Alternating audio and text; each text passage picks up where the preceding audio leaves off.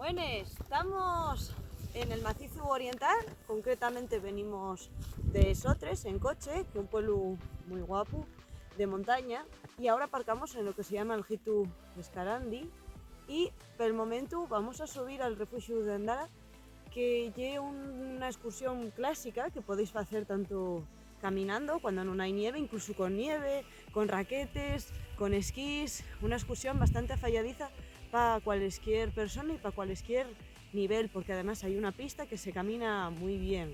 Y además sorprendiónos esta rociadina de nieve tan guapo, tan guapo.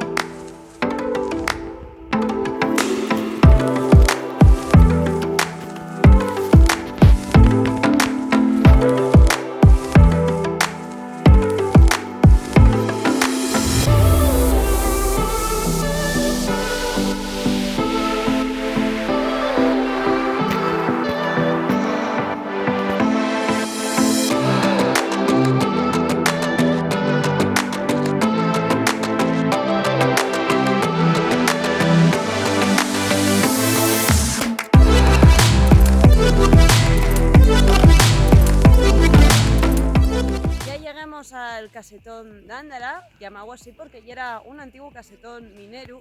De hecho, si seguís esta pista, que la que vamos y que ahora no veis porque está tapada por la nieve, podéis apreciar un montón de restos de les mines, de antiguos casetes, de pozos mineros, y es muy interesante de ver y también bastante fácil, porque miráis que llevamos ahora mismo más o menos 3,5 kilómetros y 400 metros de desnivel, así que vamos bien, vamos tranquilos y es una excursión bastante asequible.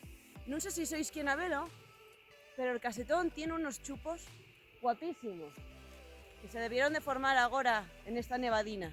Aquí tenéis los chupos, guapísimos.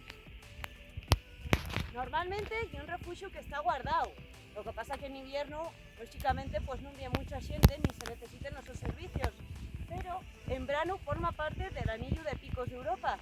Así que vienen bastante gente de muchos sitios aquí a dormir.